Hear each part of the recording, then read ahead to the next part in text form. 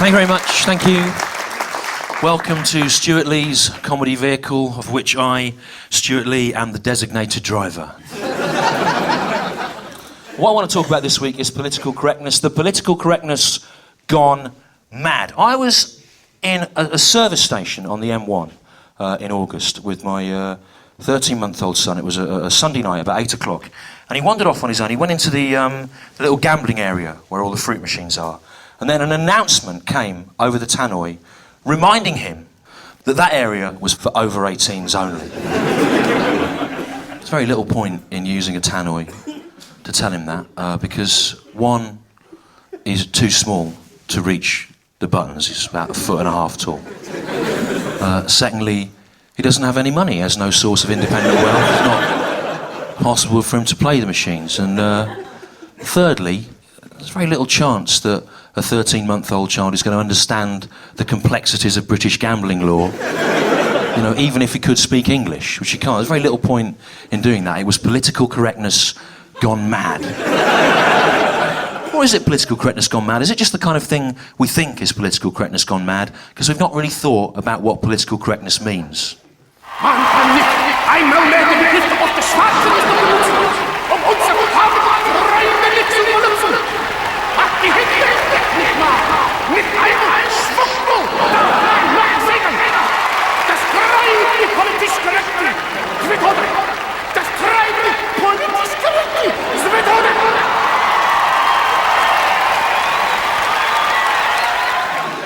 But it is easy to cause offence to a minority without perhaps intending to. I'll give an example of what I mean. I was doing a charity gig at Battersea Town Hall a couple of years ago, and the dressing room was really nice, uncharacteristically for a comedy dressing room, but they'd really gone to town on it, and there was a bunch of flowers and a bottle of wine in a cooler, and a good luck card. And I thought, oh, that's great, you know, they really thought about this.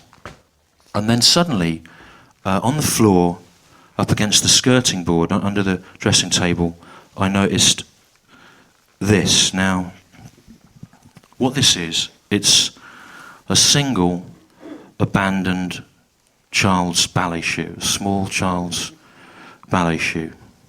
And that is a very distressing and sad object to find anywhere. And it started to make me feel uncomfortable and freaked out. Why was it there in a room which otherwise appeared to have been very carefully prepared? Had some strange rumour gone round about me? Had someone gone, of course, you know, he won't even go on unless there's a single abandoned child's ballet shoe in the dressing room. But it is an awful, sad thing. You can see, if I just move it over the heads of the crowd, no one even likes it coming near them. People move away. If I push it towards the viewer at home, that is a terrible thing to see. It's like a horrible, it's like a wave of sadness coming towards you. Someone at home going, now what is this? What is happening? I didn't pay my licence fee to have a small child's ballet shoe pushed towards my face. Well, it appears you did.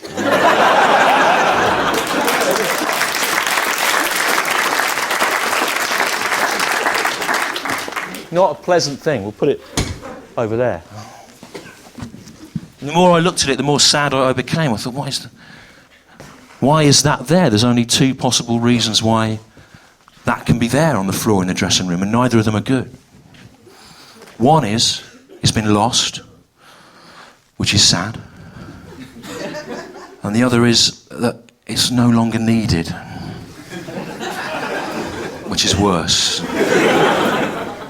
But I thought I'll roll with it. I went out on stage and I took it out with me and started talking about it in front of about 500 people. I said, look, I found this in the dressing room. It's a sad thing. There's only two possible reasons why it's there. One is it's been lost, which is sad. The second is no longer required, which is worse. But there was no laugh at all. Just a terrible feeling of 500 people staring at me with hate in their eyes. People going, why have you done this? Why? And then I looked down and on the front row there was a very young one-legged ballerina.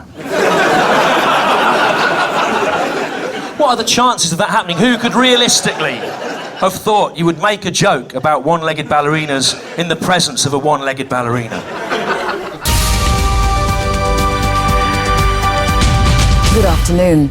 A BBC comedy programme has sparked yet another wave of worldwide protest. What are the chances of that happening? Who could realistically? To one Leicestershire family, a BBC comedy programme routine about a one-legged ballerina was anything but funny. Hello, BBC. Yes, I'd like to register a complaint. As licence payers, we expect to be able to watch a television comedy programme without there being anything in it that we don't completely agree with. According to the one-legged ballerina family of Lutterworth, the BBC have made a grave error of judgment. I am a one-legged ballerina, and so is my husband, and so are both my children. My dog has a leg missing and enjoys ballet, and we should have the same rights as everyone else. I mean, it's political correctness gone mad, you know. I doubt very much that the BBC would make a joke about one-legged Muslims doing some sort of Muslim dance. Dervishes. And today, furious one-legged ballerinas have been demonstrating against the comedian Stewart Lee's one-legged ballerina joke all across the globe. In London, Paris, Istanbul, and even Shetland. Tomorrow, the case will be presented to the Broadcasting Ombudsman. If he finds in the BBC's favour, then the demonstrators won't have a leg to stand on. Goodbye. One leg!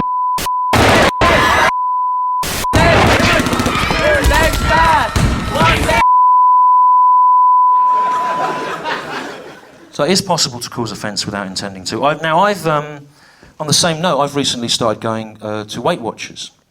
And, yeah, did you notice that? The silence? The silence in the room, the viewers at home, did you notice that silence? What happened there was, I said, I've recently been going to Weight Watchers, and there was a silence in the room here. Okay, now what that means, comedically, is there was no laugh, because I'm not so fat that if I say, I've been going to Weight Watchers, everyone goes, oh, it's a bit late for that, ha.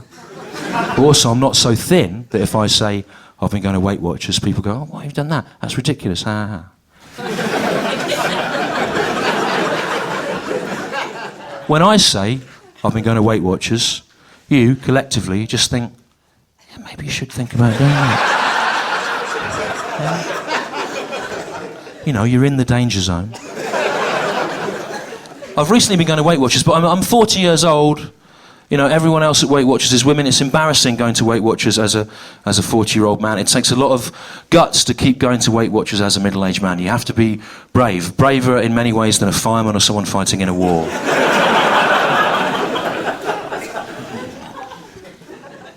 So I've been going to Weight Watchers, but I'm the only person in Britain today, I think, to be failing to lose weight as a result of Islam. Now, don't worry. If you're at home and you're, say, an independent on Sunday reader and you're thinking, I hope this isn't going to be needlessly offensive, don't worry. Likewise, if you're a Top Gear viewer and you're thinking, I hope this will be needlessly offensive, don't worry. I've done this bit before. On stage it was reviewed, this next bit, in the London Free newspaper Metro as being tediously politically correct. Okay? So don't worry about being offended, just get ready to be bored out of your tiny mind, okay? The Weight Watchers I go to, Finsbury Park Weight Watchers, there's only 2 men in that Weight Watchers, me and a Polish man in his late 70s. And everyone else there is women. Women of all creeds and colours and cultures and races and shapes and sizes. It's like a United Nations day out to a funfair hall of mirrors. Which they did used to have, actually, during the Kofi Annan era. Kofi Annan would go with all the staff every weekend to the Coney Island Fun Fair, where Kofi Annan would look at himself in a slimming mirror because he'd become very concerned about being overweight, and he was overweight, Kofi Annan, as a result of his habit of starting every day with a breakfast of a coffee and a naan. Coffee and naan every day. a coffee and a naan. Coffee, a naan. What would you like for breakfast, coffee and naan? Yes, please.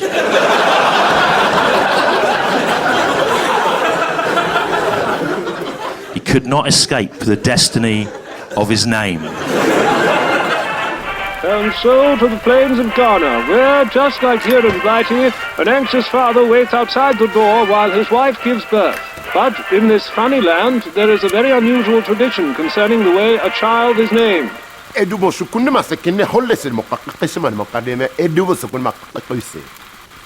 have you any idea what that thing is likely to be? So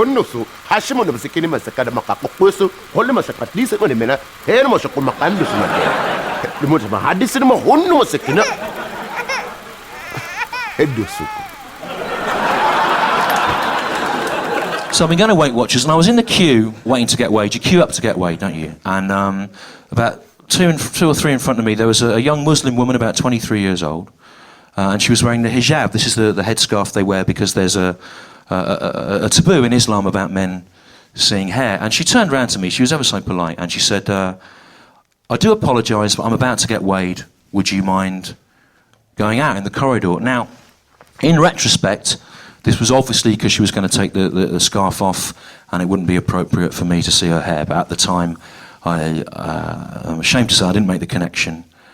And I just thought she didn't want me to see how much weight she'd put on.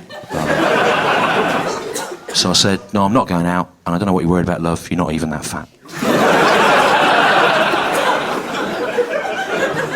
And she said, no, it's the... And I realised immediately, I started to apologise. But in between me and her was a Hasidic Jewish woman, about 50 years old, and she sort of butted in.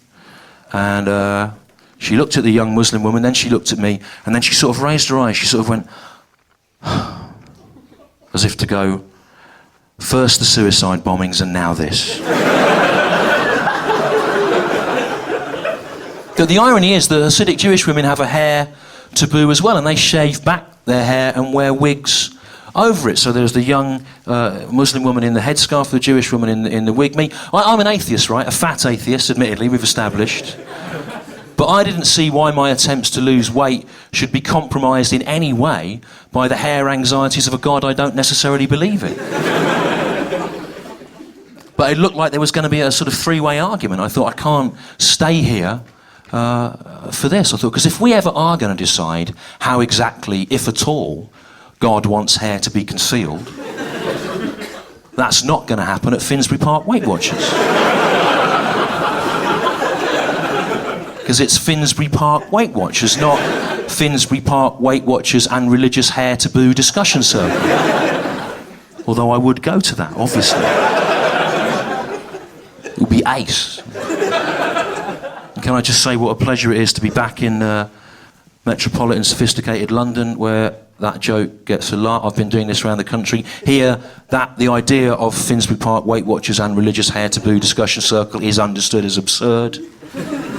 But when I'm touring this material up north, Carlisle, Derby, I say Finsbury Park Weight Watchers and Religious Hair Taboo Discussion Circle. Nothing, no laugh. Just a load of northerners muttering to each other. Well, they would have that in that London. Kind of stupid thing they'd have. What I say to people in the north, any of you watching, not every town has to have a cake named after it.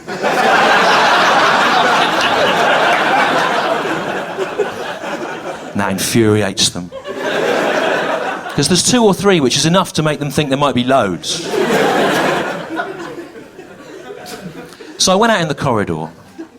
And out in the corridor, the old Polish man had already been sent out in the corridor by the young Muslim woman. And as I was walking out, he sort of looked at me and he made this kind of confused face. And I looked away, because I was worried he was going to say something like, bloody Muslims. So I looked away, because I didn't want to have to agree with something racist out of politeness.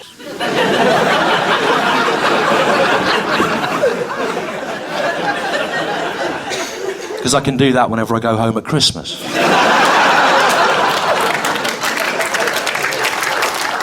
So I just looked at the floor, and I started to become irked, to be honest, because I thought, You know, I've been sent out. I'm already nervous and embarrassed about going to Weight Watchers. I've been sent out. I'm going to lose my nerve. I'm never going to come back. I'm going to get fatter and fatter and fatter and die, and all because of Islam.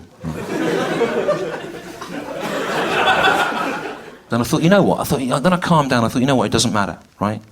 If I was a young Muslim in Britain today, you know, I might feel quite put upon. Maybe these cultural signifiers would become more important to me. You know, it doesn't matter. It's 20 minutes out of my day. I can rejoin the queue. It doesn't matter.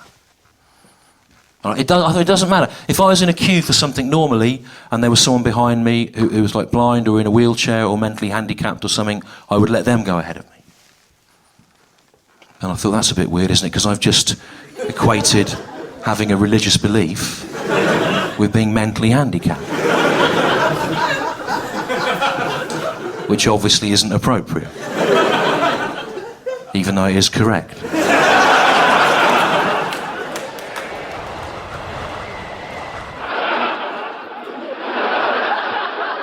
What's he on about? Basically, he's saying that being religious is the same as being daft. No, the daft aphid. I think it must be one of them jokes that they have down in that London. Well, they have them down in that London, don't they, I suppose? Jokes. They have clowns and monkeys too when they do dances on the streets, and the Londoners laugh at them and throw money and quality sausages at them, apparently. The daft aphids. Aye. Oh dear. Have you done a smell? Aye, must be the Savoy. And then I got all annoyed again. I thought, I'm going to go back in, and I'm going to go to a Muslim, maybe a contributing factor in my ongoing and ultimately fatal weight gain. And if you must wear your hijab to Weight Watchers, then what I suggest you do is take it off at home and weigh it separately before you come out.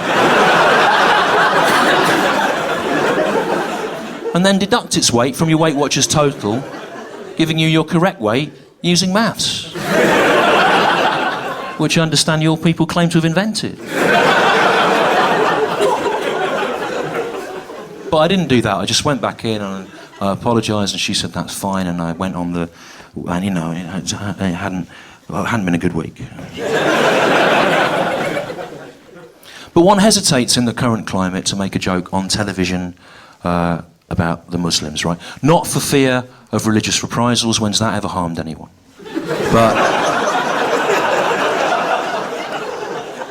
But because of a more sort of slippery problem, which is this, right? When you make a joke amongst friends, or to an audience like this here, these are like sophisticated London people, they're clever, they get irony, and they know it's not meant with any aggression or hatred, but we don't know who's out there watching this. Anyone could be watching this programme. There's no way of preventing them, much against my better judgment. It's now been broadcast, it's out of our control, right? And that we don't, people there, we don't know what they think. They could be laughing in a really hostile way at that, going, ah, yeah, you don't know who's there. The very worst people are out there. You're fine, but there are people out there, you wouldn't spit on them, I tell you, watching this, right? Hostile, unpleasant people, the British viewing public. We don't know. The problem is 84% of people in Britain today, that's you, probably not you, but 84% of people in Britain today think that political correctness has gone mad.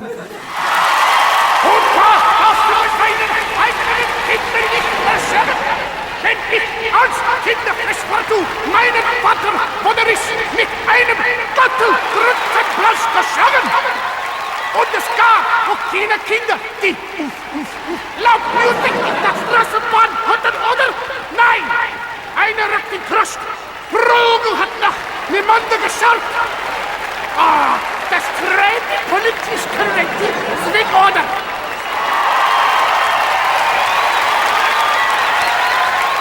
Now, I don't think political correctness has gone mad. People still get killed, don't they, at random for their race or their sexuality. And what is, you know, political correctness? It's an often clumsy, admittedly, negotiation towards a kind of formal linguistic politeness, and there's all sorts of problems with it, but it's better than what we had before. I'm 40 years old, I can remember before political correctness. When I was at school, 1981, there was one Asian kid in our class, and every day when the teacher read out the register, instead of using his name, every day for a year, he called him the black spot. It wouldn't happen now, right? And in the mid-60s, the Conservative Party won a by-election in Birmingham when they sent out little kids with leaflets that said, if you want a nigger for a neighbour, vote Liberal or Labour. And if political correctness has achieved one thing, it's to make racists in the Conservative Party cloak their beliefs behind more creative language.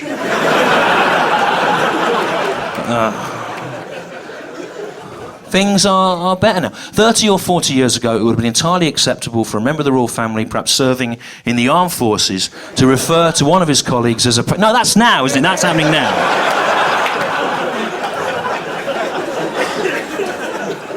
Sorry. I don't think he's not a racist, is he, Prince Harry? Just an idiot.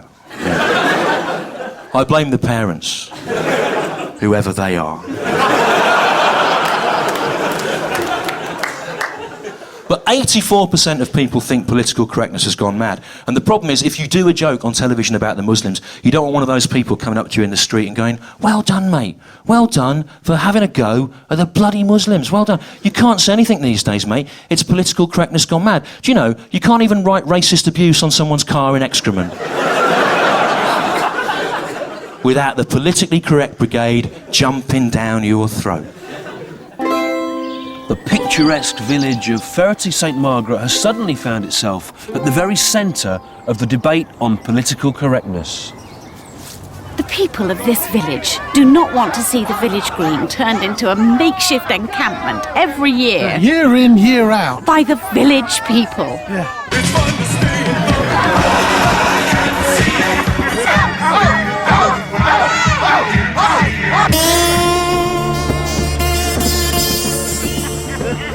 The village people are a nomadic group of multicoloured homosexuals who say they just want to have a good time and hang out with all the boys. But the residents of Ferrety St Margaret are not sympathetic. Honestly, I mean, look at this gay mess. I mean, that old Red Indian one, I'd seen him sitting in a lay-by, eating a pork pie without a care in the world. I mean, that lay-by, that ain't for Comanches. That's for residents and for truckers on the way to Hereford.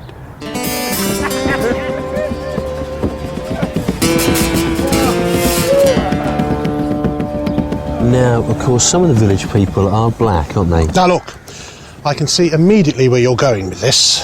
The reason we don't want the village people in our village has nothing to do with race.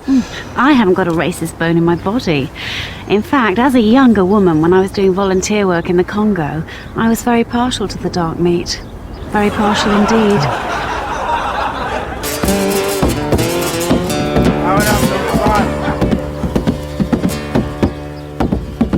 Have they brightened up the village, or have they made it a place which is a living hell? They're doing their dancing and singing up to, 20 past 11 last night.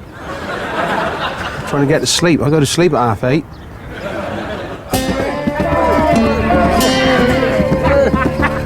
We do have bins, but, you know, they're just not using them.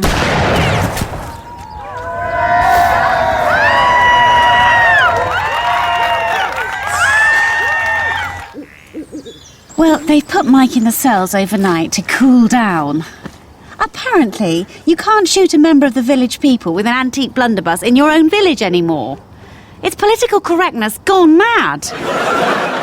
And these days, whenever someone says political correctness has gone mad, I always think, what do you actually mean? What is your real agenda here?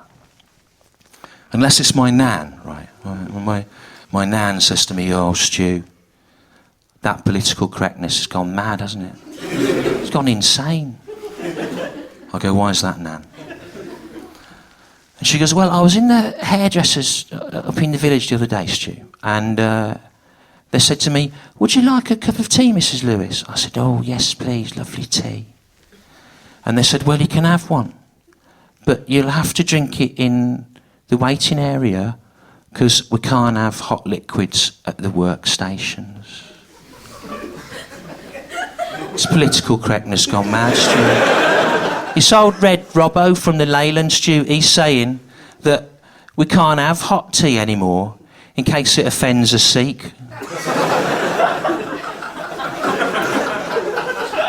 Basically, there's a whole generation of people who've confused political correctness with health and safety legislation. But they will die soon. It's political correctness gone mad, Stu. It's not like the old... In the old days, Stu, you could get up in the morning, put your hand on a table, and with your other hand smash all your fingers with a hammer, and then dance around on the shattered bones. Then you could go out, get in your car, daub it with all swastikas and things, and drive. You couldn't drive because your hand was all smashed. Drive off down the motorway with one hand, mocking the disabled with your face, and then you could drive off Beachy Head and you commit suicide and no one would blame you for it, and you could die if you wanted, and old birds would eat your corpse bit by bit. And now they're going, oh, don't do that. What if it annoys a Pakistani? It's political correctness gone mad, Stu. In the old days, you could get up, sing the horse vessel song, the song of the Nazi party in the 30s, go out of the house, go to the motorway, lie down in where all steamrollers are and be crushed to death, and while you were dying, recite a Mike Reed routine from the 70s, as loud as you like, and then all worms and rats would eat you and shit it all out in the shape of an anti-Semitic symbol. And now they're going, oh, don't do that. What if it annoys queers? It's political correctness gone mad. Now, I would love to have taken some time to look at the other side of the political correctness argument, the right-wing libertarian position. But we're in a licensed venue, we've overrun, there's all sorts of rules and regulations here, so I'm afraid we're going to have to stop. It's political correctness gone mad.